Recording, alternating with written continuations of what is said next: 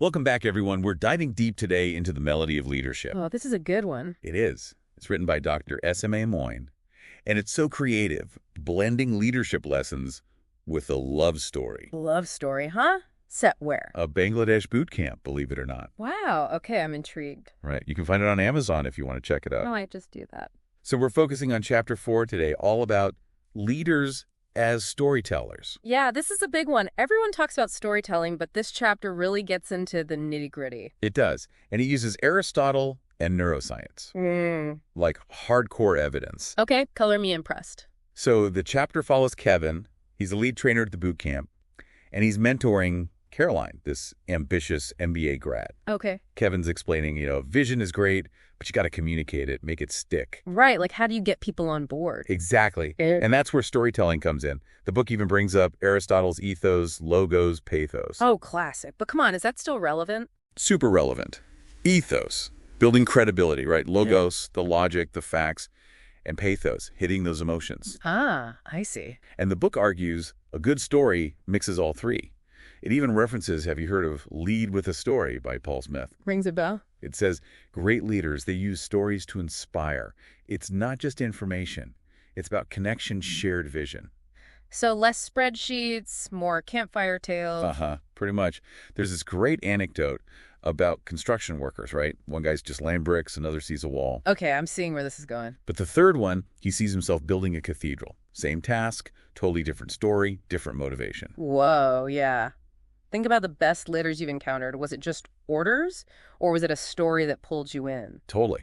And the chapter takes it even further. It brings in, get this, neuroscience. Brain stuff. Always love the brain stuff. Right. So think about a story that really grabbed you, all those emotions you felt. That's your amygdala going wild. The emotion center. So, stories bypass logic. They go deeper. They tap into something primal. And the chapter talks about oxytocin, the bonding chemical, released when we hear a great story. Wait, seriously, so a story can literally change my brain chemistry? Yep. It cites research by Paul J. Zak. He found compelling stories trigger oxytocin, making us more trusting, empathetic, even generous. Wow, I'm sold. So it's not just fluff, there's actual science behind why stories work. Exactly. And there's another book mentioned, The Secret Language of Leaders by Stephen Denning, digs even deeper. So we're talking like a secret code to leadership, using stories to get people moving, making change happen. That's it. But I'm thinking there's a flip side to this, right? Like, what about when leaders use stories badly? Oh yeah, stories can be weapons too. Exactly. We know not all leaders are using their powers for good. That's where it gets tricky. Chapter 4, it doesn't shy away from the dark side. Like the misuse of stories. Exactly. Remember those inspiring leaders, the ones using stories to empower. Bad leaders, they do the opposite. Twist the narrative. So it's not just the story itself, but the motivation behind it. Right. The book talks about bad leaders. They center themselves. It's all about their accomplishments, their struggles. Me, me, me. Instead of a shared story, it's like building a personal myth. Exactly. And that's toxic for a team. When people feel like their work doesn't matter, just pawns in someone's game, it breeds cynicism. It's like those leaders who take all the credit when things are good, but blame everyone else when they go south. And that goes back to ethics, which this book is all about. It's not enough to be a good storyteller. You got to use that power responsibly. Be aware of the impact your stories have. For sure. The book even warns about leaders who weaponize stories, spread fear, create division. Especially in the digital age, it's scary how fast narratives can spread. Like, we need to develop a BS detector for stories, right? Question the motives, think critically. It's interesting, though, how this chapter links back to the Leaders as Visionaries Right. chapter. Yeah, totally. You can have the best vision, but if you can't tell the story, no one's going to follow. Like having a treasure map but not knowing the language. Storytelling is the key to unlocking a leader's vision. Makes it real exciting. And something that struck me, in this chapter, Kevin gets really personal. He talks about losing his mother, how it shaped his views on love, on leadership. Vulnerability. So important for a leader. It humanizes them, shows they have their own story, their own struggles. It makes their insights even more powerful. And speaking of power, the book emphasizes storytelling is a double-edged sword. For sure. We've talked about the misuse, the manipulation.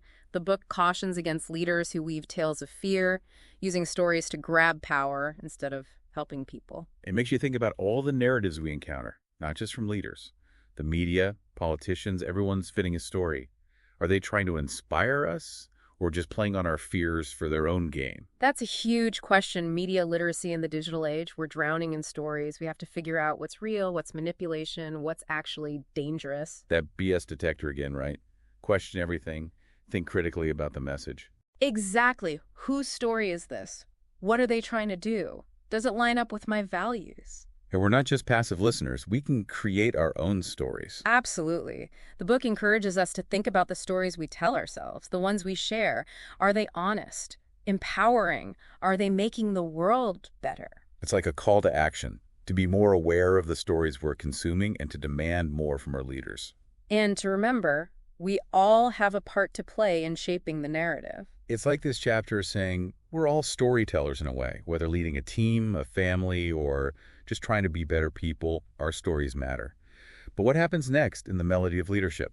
I'm hooked on Kevin and Caroline's story, and I can't wait to see what other leadership wisdom Dr. Moyne throws our way. Well, buckle up, because the next chapter dives into a pretty radical idea. Leaders are servants. Servant leaders. Okay, that's a twist. What's the book saying about that? It challenges the whole power-hungry image of leadership. It says true leadership is about service, empathy, putting others first. Wow, that's pretty different from the command and control style you see so often. Right. It really makes you rethink what leadership means.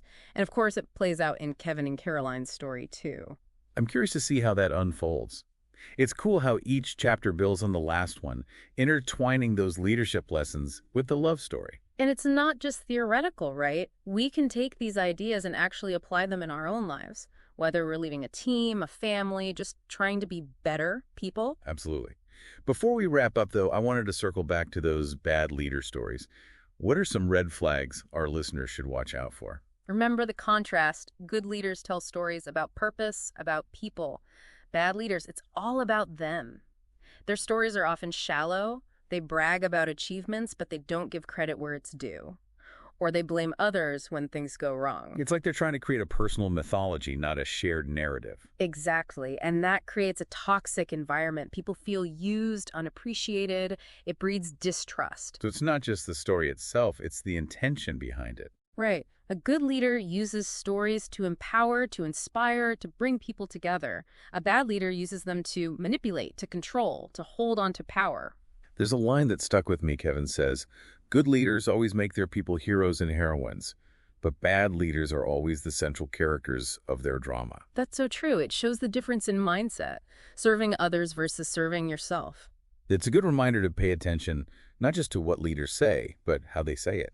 Are they trying to lift people up or just divide and conquer? It's a subtle but important difference, and it applies to all of us, even if we're not in formal leadership roles. Are the stories we tell honest, empowering, or are we just feeding our own ego? It's a challenge to be mindful of the stories we're creating for ourselves and for others. And that's what I love about this book. It's not just a leadership manual. It's a story about real people, about love, loss, growth. And woven through it all are these profound insights that can help us all become better, more ethical leaders in our own lives. This has been such a fascinating deep dive into the power of storytelling. I know I'm going to be thinking a lot more about the stories I tell and the stories I choose to believe. Me too. And if our listeners want to learn more, I highly recommend checking out The Melody of Leadership. It's a really enjoyable read. You can find it on Amazon, right? Just search for The Melody of Leadership by Dr. S.M.A. Moyne. That's right. And if you want to go even deeper into storytelling, definitely check out the books Kevin mentions, Lead with a Story by Paul Smith and The Secret Language of Leaders by Stephen Denning. Lots of great resources out there to explore this further.